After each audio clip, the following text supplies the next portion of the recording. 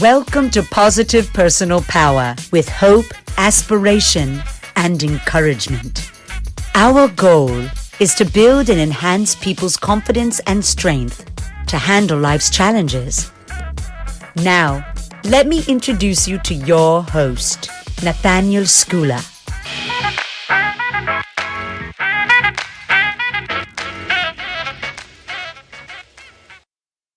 Well, welcome. I am very privileged to be joined by Dr. Danielle Einstein, who is a clinical psychologist and an author and researcher as well. And welcome, Danielle. And Nadya, I won't forget to introduce you this time. Nadya Rousseau is the founder of Alter New Media, and she's actually co-hosting this. So we should hopefully have a really interesting conversation. And I know, Danielle, that you're involved with a lot of research around managing one's state of mind, despite huge change and uncertainty at the moment. And you're nationally respected in Australia for your work, and internationally, I imagine, in the psychology field, right? That's right. Super. Thank you. Super. So I've got a few questions. I know you're currently focusing on bringing awareness to your program, COVID-19 Chilled and Considerate, and this really sort of ties quite nicely in with how can we be more resilient in life.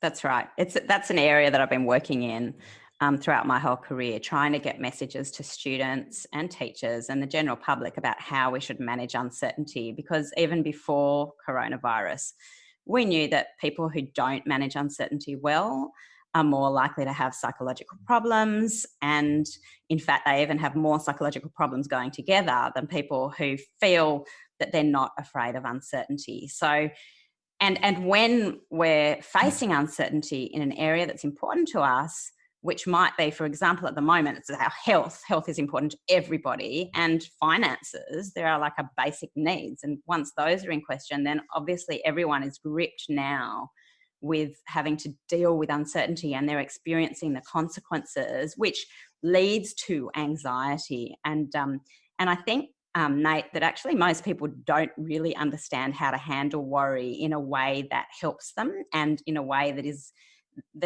in general going to reduce their anxiety levels and help them manage anxiety, so they actually feel stronger rather than being overwhelmed by all the different sorts of emotions that can go when we get trapped in handling it in a way that's actually not that healthy.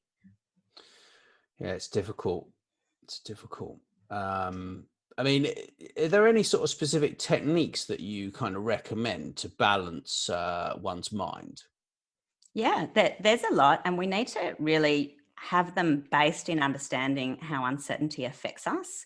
Because if we can base it in understanding, then we're going to put the right techniques in place as we encounter our little uncertainty bombs. So I like to think about these little uncertainty bombs that explode in our mind, and some people are good at diffusing them, other people, they just keep detonating, and those people are walking around just feeling that tension in their body most of the time. And so we can think about the fact that our mind does this to us, and it produces these little what if bombs, like at the moment, you know, what if I get coronavirus, or what if someone I love gets it? What if I give it to somebody I love? What if I can't get another job after this? What if I can't pay the rent? The more we worry, the more we're actually going to worry. Worry is actually a cycle that feeds on itself.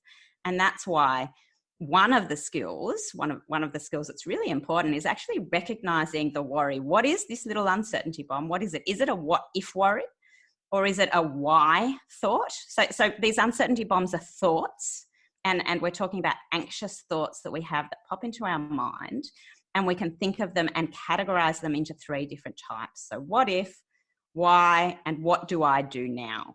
And then we've got to take different approaches depending on which of those thoughts is the one that's in our head at the moment. So that's part of the process of understanding how uncertainty can derail us, and knowing that we need to handle our thoughts in a specific way. And that way is actually different to the way that we handle our feelings. What do you think, Nadya? Well, you specifically work with like younger people, and your program is really targeting youth. Do you notice a real distinction between how younger people cope with uncertainty and how older people do in the way that these uncertainty bombs manifest? So actually, interestingly enough, Nadia, I'm trying to target the whole population. And the reason why we've got programs for students in schools is because I figured, well, students obviously, well, actually, if we can target it in students and we can prevent this worry cycle taking over and learning bad habits of how to handle worry, then that could be preventative for developing anxiety and depression and other mental health issues later. So one of the reasons for targeting students is that prevention aspect. And students experience a lot of relief when they get this information, because now they know how to manage their thoughts and their feelings, and they've got a way of doing it. But the other reason for targeting students is because we actually now have a program for parents, which can be delivered online in a very simple way.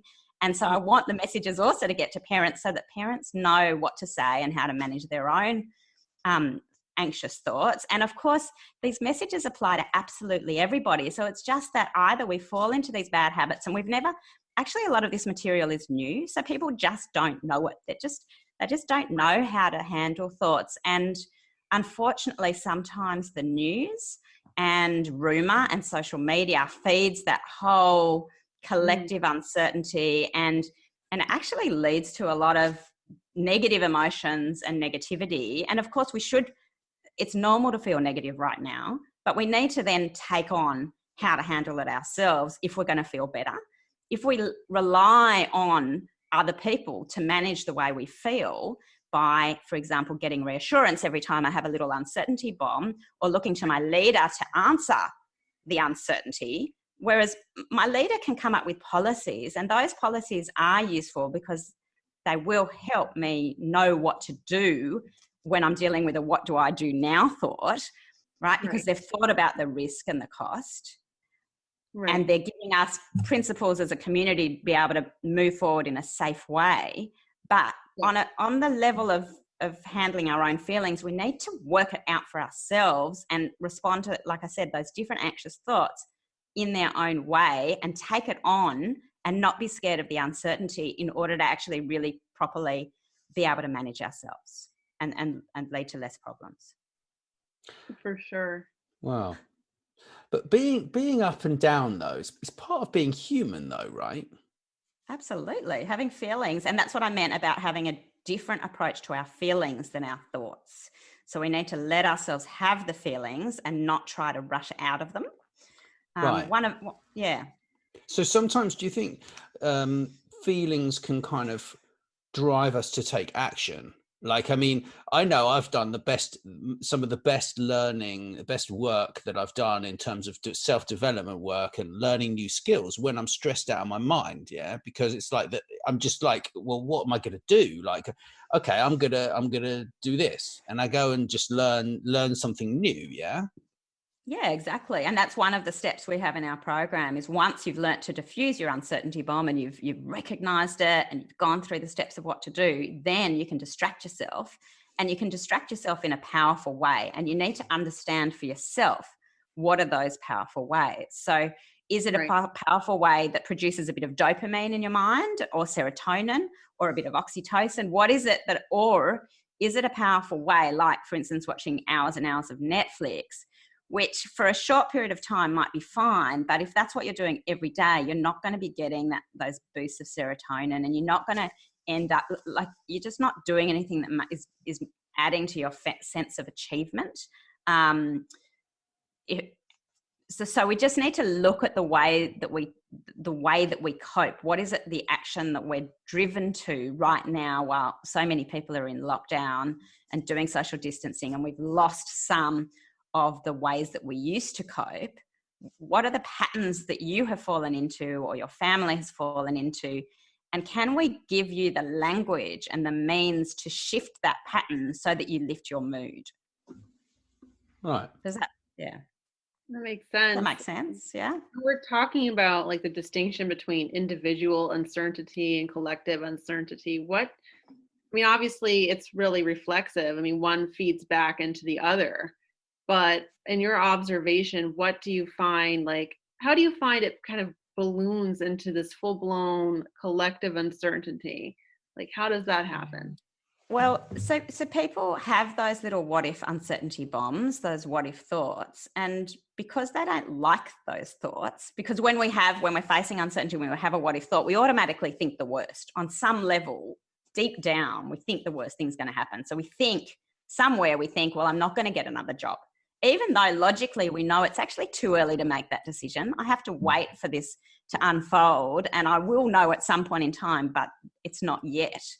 The person has the feeling that goes with it is part of that, the sense of, I guess, being pessimistic and just being, there's this part that weighs us down when it's uncertainty, and we have that little uncertainty bomb. So we want to get away from that really quickly, and we don't want to actually really think about it. And so we air it. We say to our family, or we put it on social media in the form of, oh, can you believe this has happened? And what if I can't, you say to your family, well, what if there's not enough money to pay for stuff? Then the problem is that a lot of people will engage in a conversation about this what if thing happening, right? So, and if the conversation, so there's different ways that we can have that conversation. The media likes to pick a whole lot of what ifs that aren't even on the horizon and make a big story about those what ifs, right? Which obviously, if you're then looking to have your what ifs substantiated and looking for other people that are unhappy so that you can all sort of panic together, then it drives this collective uncertainty. And instead of actually using a little bit of, let me get help from someone who's sensible and who understands what's happening so I can think it through, and actually using the steps that I'm sort of talking about to think it through for myself, so I actually can get to some sort of resolution for now, as much of a resolution I can get to for now. People are using collective uncertainty to stay worked up and stay tense. And they're not taking it on. We know with anxiety, one of the really, really important things in anxiety that so many people haven't been able to crack is the fact that when you get anxious, you seek reassurance. You look for someone else to tell you that it's going to be okay. But the fact is, with uncertainty, we don't know what's going to happen. We don't know for sure. No one, my teacher can't tell me that I'm going to get 90% in the exam.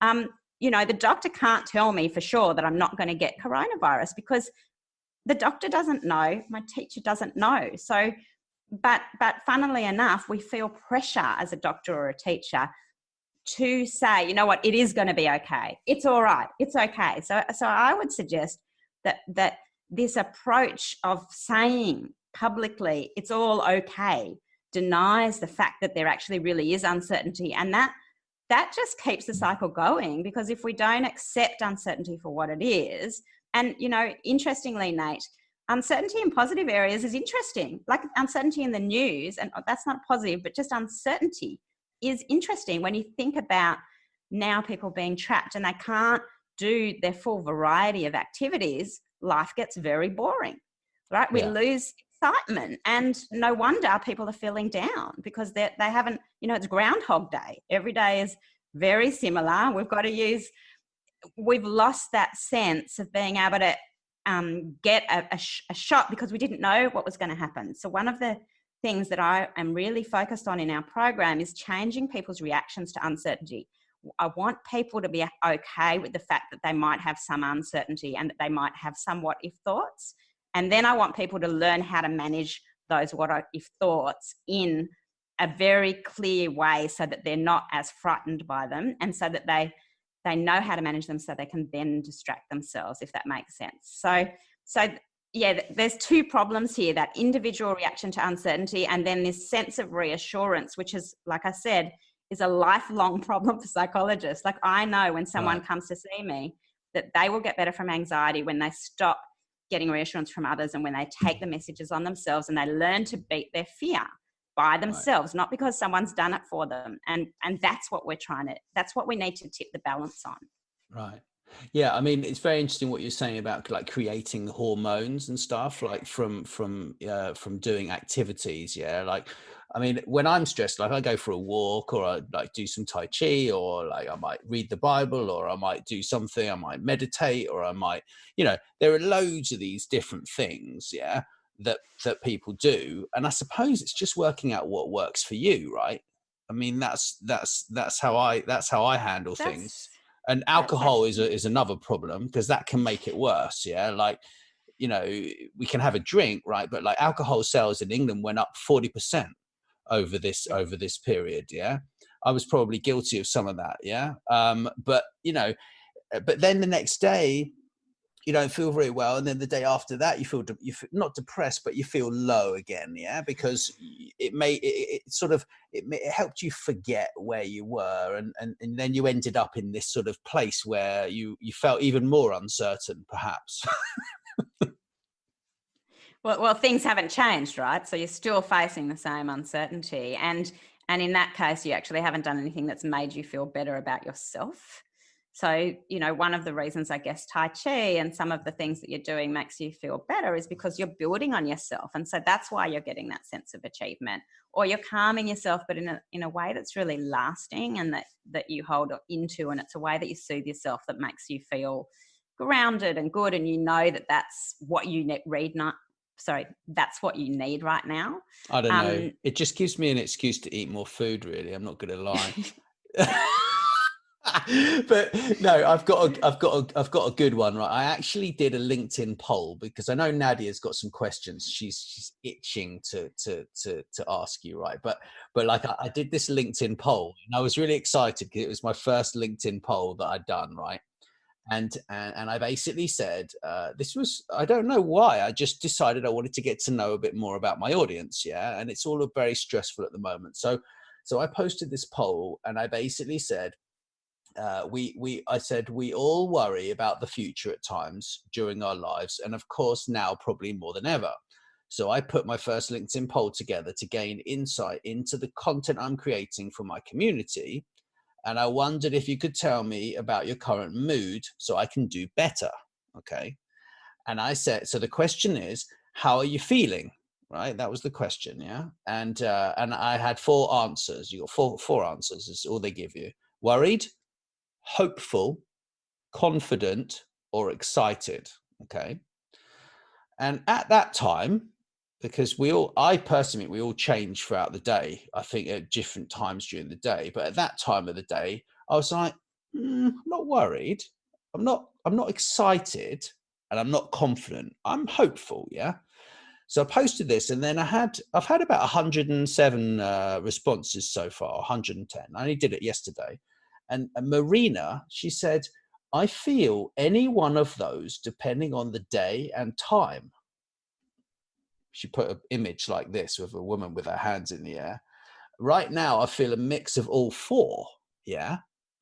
And I kind of resonate with that, really, to be honest. You know, I know people say you can't be happy and sad at the same time, but I think right now, like, the brain is doing all sorts of crazy things. Well, I think that takes us back to this message about positive uncertainty, which is what I'm really saying with that is that uncertainty makes life interesting. So there was a study done actually in the US with college students where some women were shown the Facebook profile. Some women's Facebook profile was shown to some men, and they were told that these were really attractive men. And one group of women was told that these men were definitely into them. And the other group of women were told that these men might be into them, but they might not be. We're not going to tell you. So, Nate, which group of women do you think were more excited and interested? The ones where they didn't know for sure. That's right. That's right. It creates intrigue. It's the reason we watch a movie. It's the reason, we don't want to know the end of the movie while we're watching it. And the same with reading a book. When you think about it, sort of random acts of kindness, that's what makes them nice. It's because they're random. We're not expecting them, and that gives them the extra boost. So right now, where in history is making itself for everybody. This is a really major, people have not experienced a pandemic in their lifetime, and even in their parents' lifetime. It's no wonder that we feel a bit excited, a bit worried, a bit, that we have that, some people are really connecting with their family and they're feeling some real satisfaction and they're experiencing things that they haven't experienced before. Other people are seeing that their friends or family are connecting and are able to bond, and yet they're completely stressed out by their own workloads, and they're not able to disengage, and they're jealous or envious of what other people are going. And so those people will then be feeling down, because we also see in the research that when you experience envy, and envy is a really normal thing that most of us will get all the time in areas that are like that we're also shooting for, that we're aiming for. So envy is nothing to be embarrassed about. It's just that when you experience envy, then you are likely to also feel down. And that's what's linked to depression when people are using social media. So that's a bit of research that came out a couple of years ago, and it has really threaded quite strongly through that social media research when we look at what are some of the negative impacts of social media on mental health. And so we all kind of need to learn also, the other skill is how to recognize and manage envy in a healthy way, which is actually quite simple. It's just about acknowledging it rather than dumbing it down, just being able to acknowledge it and laugh at it and realize that actually you might need to reassess what you're aiming for. Now, I'm probably going too deep onto a topic here, so I'll stop that right now. No, I don't think so. I was just looking at my buddy Ed earlier, right? Yeah. He lives in the Turks and Caicos Islands, yeah. And he was on his windsurfer, and he had his second daughter, and he picked her up, and she was on the side of the board and on the front of the board. And I was looking at this, and I was like, that's pretty cool, yeah. And I love Ed to bits. He's one of my oldest kung fu training partners. Yeah, he's fantastic, like a brother to me. Yeah, and I looked at this and I was like, wow, that is pretty cool. And there was a sort of subconscious bit of envy there, but it wasn't a kind of, what a BS. I'm not going to swear, but but I kind of looked at him and I was like, that's very cool. I can't windsurf and I don't live in the Caribbean, but you know what? Everyone has their problems, right? Everyone has their problems in life, and he might have problems that I would be completely overwhelmed with, because it's just what we do, right? That's exactly. Nadya has problems with me. I mean, that's I think that's really right. That's really interesting, Nate, because that is one of the things we talk to students about, recognizing that we don't know the whole person's life and that they would have problems. But you would have been more derailed by that image, Nate, if you actually had always wanted to live in the Caribbean and you I have. It. But if you couldn't afford it and you didn't, like if you felt that what you're doing now is not what you truly want to do, and secretly you had this ambition to be there or to be able to sail with your son or whatever it is, then that would have upset you even more. So it has to be something that you actually really, really wanted for yourself. Got it. And family values is a big one, right? So if your family is not going through a great time right now, but you can see in social media that other people's families are, they're playing board games, they're having meals, they're not all sitting on their phones all the time, they're actually connecting. Yeah. Then you might be much more rattled and feel much worse about your own situation. And that can lead to you then feeling a bit depressed and down, which is really understandable. But then we only see the good points, right? They don't share the tantrums with their kids screaming in their ears when they've had a few too many beers the night before or something. I just, just imagine that headache, yeah? Like, That's the thing, and that's a conversation that we have a lot when we're talking about social media marketing, and obviously when I'm like working with clients and helping them build their brands, is the idea of authenticity in social media. And how do you exactly are you authentic? And it's just, in some ways it feels a little bit like an oxymoron. Like, how can I be authentic in something that there's still going to be a level of contrivance to what you're doing by virtue of it not happening in the here and now, by developing a caption, by creating a photo. But as long as you're in touch with that and still, do your due diligence to just be who you are, or at least show as much of who you are as possible, and not, try to create this veil. Yeah. I think that that's perfectly acceptable. And that leads me to another question, Danielle, is that, obviously the internet and social media and just culture in general, there's a level of control that is kind of at play here.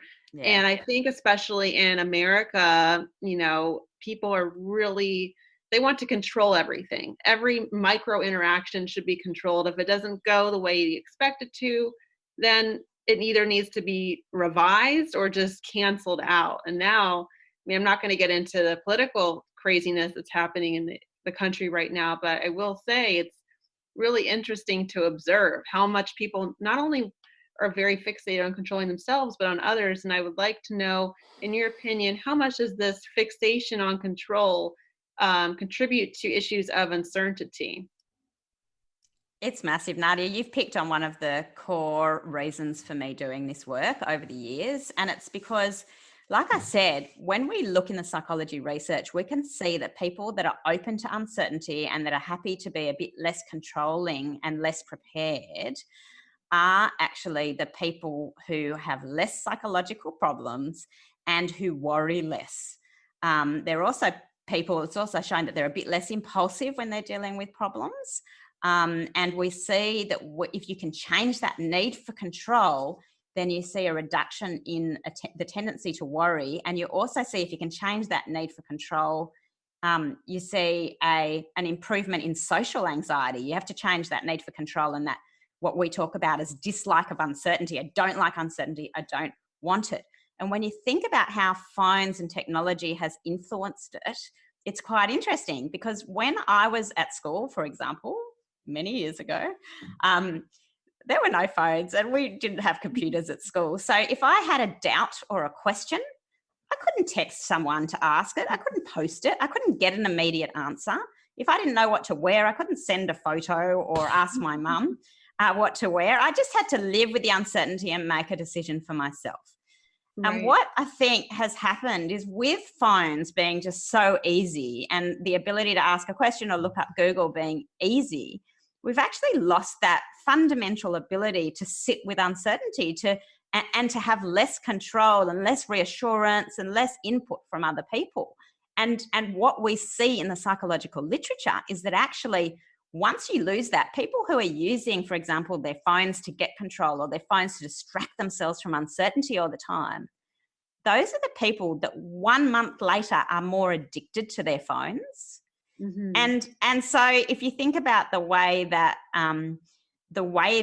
our society, I think that people are often making money out of people's dislike of uncertainty. Can you think of any careers or any industries that you think really work on that, Nadya or Nate?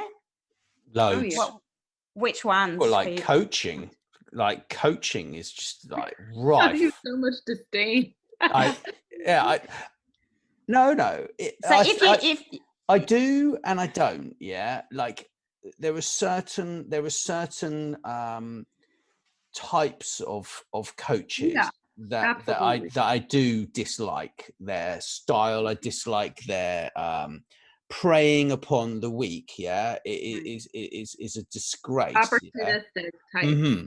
But so if you're amplifying someone's fear or amplifying the insecurities and saying you're not good at this, rather than just giving them the skills are useful. So I think we need to be careful when we put down coaching, because to learn new skills is a really useful way to be able to manage yourself and do better in a situation.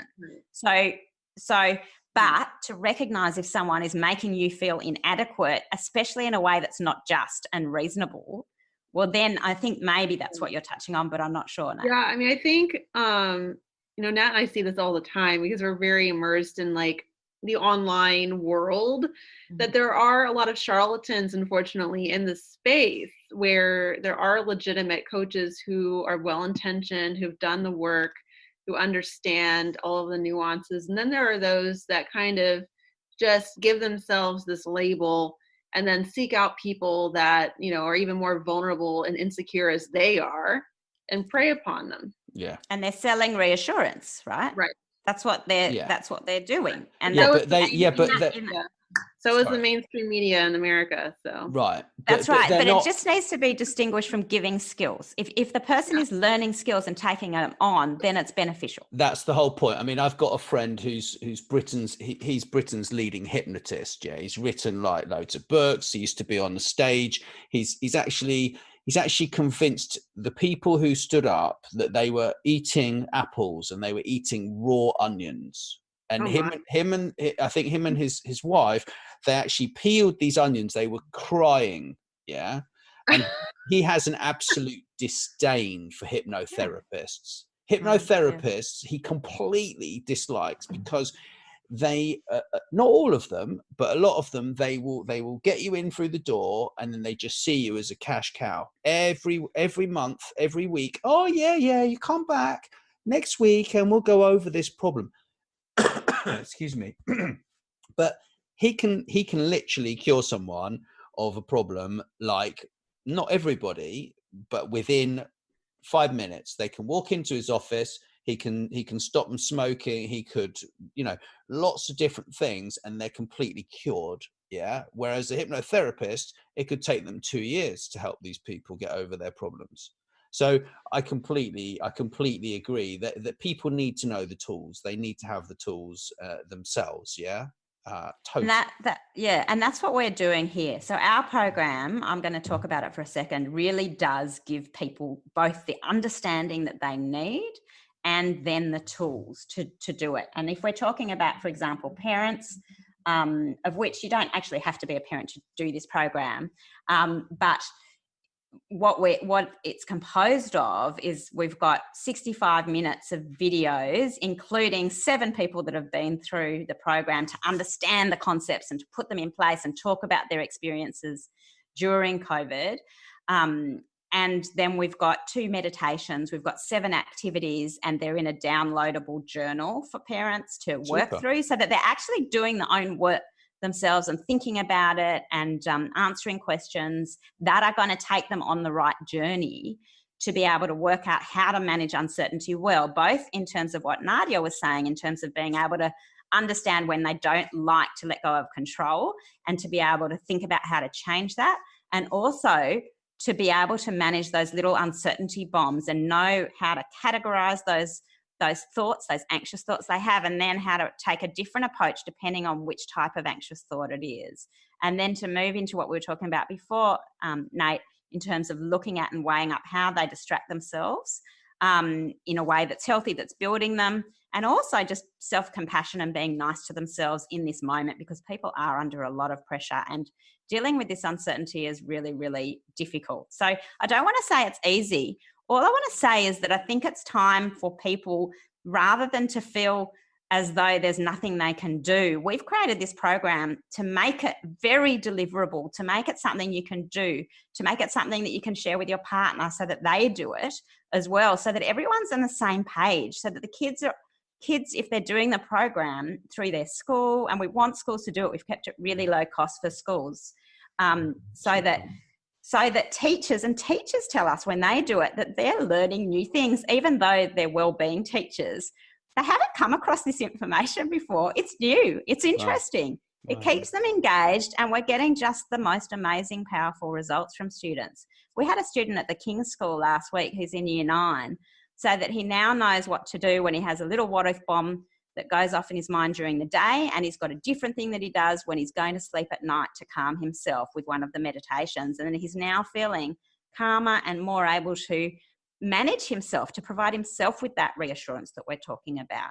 So I think what I'm aiming to do through this project is to reach everybody, whether you're a parent, whether you're a student, whether you're a teacher, and to change what Nadya was talking about, both your individual response to uncertainty and manage your head, okay, and then also manage the feelings. And it's a different approach to feelings that we talk about and explain, which people really, really love. And it helps them know how to respond to feelings when they see them in their children as well, which is obviously really important at the moment when we're so stuck in close proximity, right? Yeah. So all that close proximity leads to all these little arguments, and sometimes really big arguments, and we need to understand in ourselves what's been set off and how to manage that as a parent, to know that we're doing the best we can with our kids. And it's hard. It's really difficult. But with the right approach, it's definitely helps parents know and feel comfortable with what they're doing, and then be understanding of themselves. Wow. So we want to teach those individual skills, and then that will change the nature of discussions at home. And that will change, the more people that learn about this, the more it's going to change the collective uncertainty and those collective what if uncertainty bombs going out. I want people to stop looking for reassurance and instead be able to give themselves the right messages that are going to make them feel better. And I want them coming out of this without feeling that they can't handle uncertainty and that uncertainty is something that scars them and they need control all the time. Instead, I want them to learn that actually uncertainty is okay, because even after the coronavirus, we have to manage uncertainty all the time. We manage it when we go to a new job. We manage it when we've got a boss at a job who's not very nice to us, right? We manage it when we're meeting new people. We manage uncertainty. Like, you know, we'll have health risks come up in our life. There are things that are always going to happen. And if you feel that you know how to handle uncertainty, that's going to be, and we can see it in the research, it's a core factor in resilience. And we also know that society is doing our best to undermine that building of resilience by things like apps on our iPhone and by, you know, businesses or people that want to provide that reassurance and sell us the message that they will answer our worry for us and that we don't need to know how to answer it for ourselves. Also, all of this additional technology and all of these other things have really kind of squandered our innate ability to be flexible and responsive to change. Yeah, and I think through your program, as people start to see their individual transformation, we're going to see potentially a real collective and societal transformation as well. So it's just fantastic what you're doing. Yeah, thank you. I think it's great. I'm excited about the future. I'm more excited about the future than I was a month ago, because I can see the progress of you know, kind of the lockdowns being taken away, but you know, there are a lot of crazy things going on right now. But then again, you're also in the UK, and Danielle, you're in Australia. Here in the US, I mean, all of everything that's going on has been incredibly distracting. So I really had to tap in my own self-resilience and self-discipline to find ways to tune it out while not completely omitting it, because I have to know what's going on at the same time. So it's like having that balance. Yeah, it's important if you're in business as well to be able to communicate with people. They want to know you're up to speed with what's going on, right?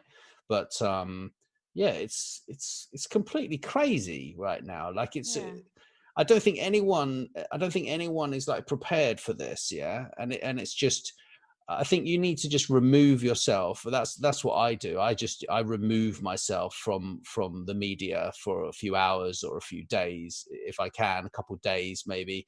But it's very difficult. You know, these devices that we have are designed to hook you, right? I mean, it's and the endorphins that they're giving your brain are crazy. I mean, it's like a continual addiction, isn't it? That we're fighting against, really. Yeah. You know, that's another fact. I think just acknowledging. I'm sorry. I was just going to say that I've removed my app. Sometimes I remove a Facebook app just to see. Like, I'm just going to see how many times my finger goes for this. It's not even there as a means of reminding myself that I am addicted to this. Yeah. And I think that we're seeing that is also contributing to lower moods through this crisis as well, because, you know, having less time face-to-face socially, there's more time to lean on your phone to distract yourself. And then, as you're saying, Nate, all the different hits and dips that we get from that. And then, of course, when we're in a dip, when our mood dips, because what we wanted to find is not there, what do? We scroll on our phone to look for something else. So we're looking to lift our mood through our devices. And so we do need to really watch for what's happened on that front. Can I just make one other comment with regard to what you were talking about before, Nadya? I think there really is this balance of accepting that it's all right to be interested in the news. Like I said before, I call that, you know, it's interesting to see what's going on. There's an element of interest. It's like I'm in a movie that's unfolding. So don't be scared of that. But at the same time, you don't want to flood yourself with all these what if stories. So you need to be able to sort of really distinguish between what's interesting new news that's coming in that you want to keep up with, which you can check less frequently, and what is a journalist who's really just talking about some outside chance of this happening, and then they've written a whole story about the outside chance, which is not something to be paying attention to right now. Yeah, I agree. I did a super interview with one of the most famous newsreaders in the UK. The guy covered the Berlin Wall, Alistair Stewart. Wow. Fantastic. I mean, I remember him covering the Berlin Wall when I was a kid. I was like 6 years old or something when it came down. And like, just the most incredible guy. Yeah. Like his Twitter feed's crazy. Yeah. It's insane, really. It's but it's like, and he had a good old go at the media. He really did. He had a good old, he really told them what's what. And at that point in time, we were interviewing, let me see, when we do these daily briefings, we had like the government standing there, and then the reporters were asking the questions, and then they ask the most stupid questions. They don't even listen to the answer. And then they change that around. Now the general public ask the questions, and it's a much, much better daily briefing. They ask them to start with, and then the reporters get to ask afterwards. Yeah. And it's brilliant now, much better. Yeah. Wow. So can you give people like a couple of tips if they're really sort of stressed and worried right now? If obviously buy your program, yeah, we know that, but like if they don't want to buy it, like what, right now, what you've got to catch your thought, categorize it. If you know this, if you understand that, you can have that what if thought, and then you need to work through and think about whether it's likely to happen, when it's likely to happen. You need to do a little meditation to help calm yourself down with the uncertainty and be all right, and notice what's happening in your body, because usually we're so concerned with the thoughts and that terrible idea of what could happen that we forget that our body's actually reacting. And so that's really important to pay attention to. And then when you're dealing with more of a what can I do now thought, then you need to have, I talk about how at step 2, you've got to seek advice and look up information to get help to think about what all the different options are to deal with this situation. Then at step 3, you weigh up your pros and cons of which one is the better way to go, and then you choose something. But the real difference is at step 2, you're getting ideas from other people. Step 3, and to finish it off, you take on the lessons yourself and you make the decision for yourself.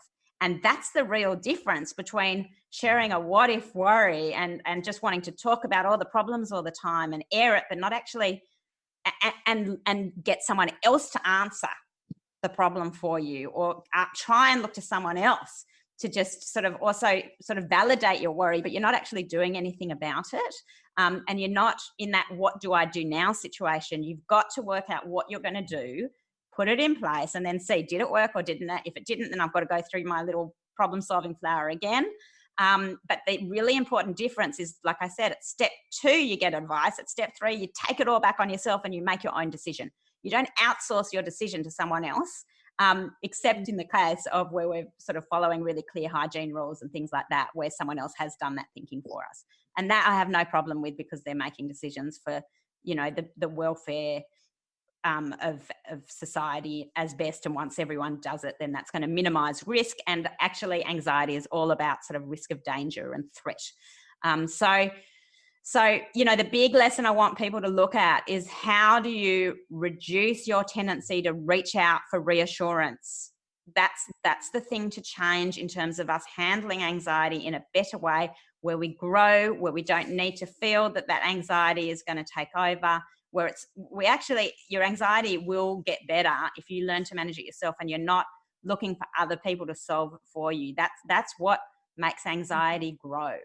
So it's really interesting. With depression, we know that the key is to sort of really try hard to stop avoidance, and with anxiety as well. And so that's the key. We're trying to stop avoidance.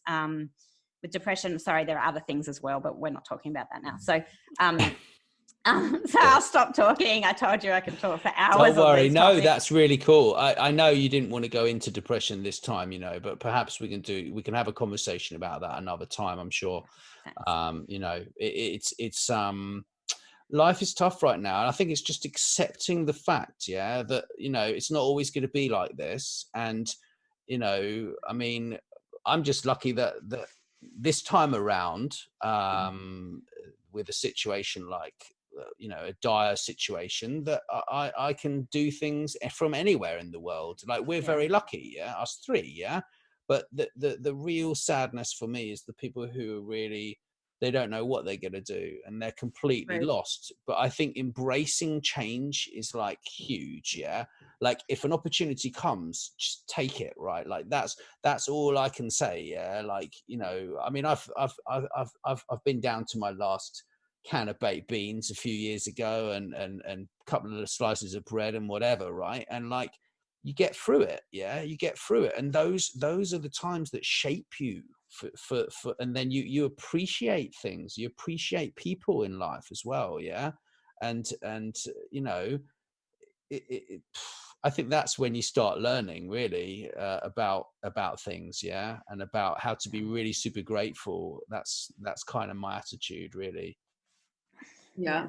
Gratitude is so important, and self-awareness. And I think your program, Danielle, is really great at helping people with their self-awareness. And it's a big problem right now. People are not really aware. They don't want to be self-aware. And so they seek out external outlets for this sense of confirmation and validation that's just going, you know, it's like drinking, having 2 drinks and then feeling good for a moment and then, you know, a few hours. That's right. And dissolve. But I've got this lovely bottle of white wine in the fridge. It's at least lovely. You have it. And I've got February. But I've got this ritual. Yeah, I've got these. I buy this amazing dish. Yeah, this amazing food, and then I match it with this wine, and I don't drink the whole bottle. Yeah, but like, I quite like occasionally it's nice. But I think you know, I used to be in the wine industry, right? So I know what a problem is. Yeah, versus you know, you need to control yourself and control. Yeah. You know, and enjoyment. You're enjoying that wine, and there's a point to sort of savoring. Not like you say, you know your limit, and but if you have a little bit and you're really enjoying it, but that's different to having it to block out your feelings and to block out those little uncertainty bombs. So that's what I mean about understanding why we do things and shaping them, especially in lockdown and in dealing. It's not lockdown for everyone. So just as we build up our new ways of coping and managing. We need to sort of take a little bit of time to think about which parts of ourselves we're building, and that's where just understanding that and we use these circles to talk about which bit of your brain are you building right now, and are you doing a balance? Is that where you want to go? You know, I don't want to tell people where to go. I want to just give people the language and the science and the understanding so that they can make decisions for themselves. And that's why if you can just take 80 minutes to reflect on what you're doing and go through the exercises and activities, it'll give you the ability to make decisions for yourself that will lead to you being healthier and less dominated and just not engaging in things that make the whole thing worse. That's what it's about. Let's move everyone to being able to manage it in a way that's better for them, both right now and also in the long term as we sort of move forward. And we're putting up a little bit of a competition and wanting people to label those uncertainty bombs and really end up being able to recognize as a community what's going on. So have a look at our website. It's got a long name. I'm sure Nate will put it up, but if not, then just look up. I'll drop it in there. Yeah. Okay, great. And yeah, feel free just even to follow our social media and join the conversation if you don't want to do the program. The more people we have aware of it, the better. This is like, I want to really try and inspire community change here. Super. So what's it called, Danielle? Well, so our website, like I said, a long name, it's www.covid19chilledandconsiderate.com. But also you can just look up my website. It's got a link to it. And my name's quite simple. It's Danielle Einstein, as in the scientist. Yeah. Which I had to keep that Actually, name. my grandfather, him and my dad, they went and they had dinner at Einstein's house. Oh, wow. Yeah. There were about 100 people there, I think. So it wasn't just him going. It wasn't like an intimate gathering. No, it wasn't an intimate one-to-one with Einstein. Right? But no. Well, people often laugh at my name, and we can't chase a direct link, but we do come from Ulm. So that's as close as we get. There must be something somewhere. Super cool. Yeah. Anyway, my theory is one of uncertainty rather than relativity.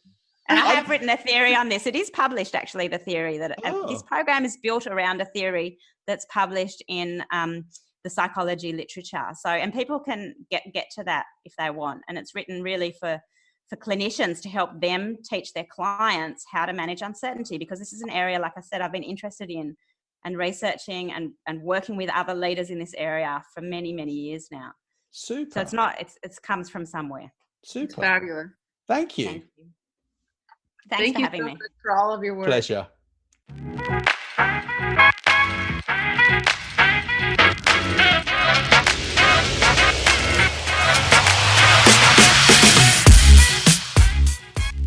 Thanks for listening to Positive Personal Power. Do subscribe via your favorite podcasting app, and please leave us a 5-star review. Or sign up on our website, positivepersonalpower.net, for weekly emails and updates, and do share our episodes with your friends and on social media. Feel free to reach out anytime.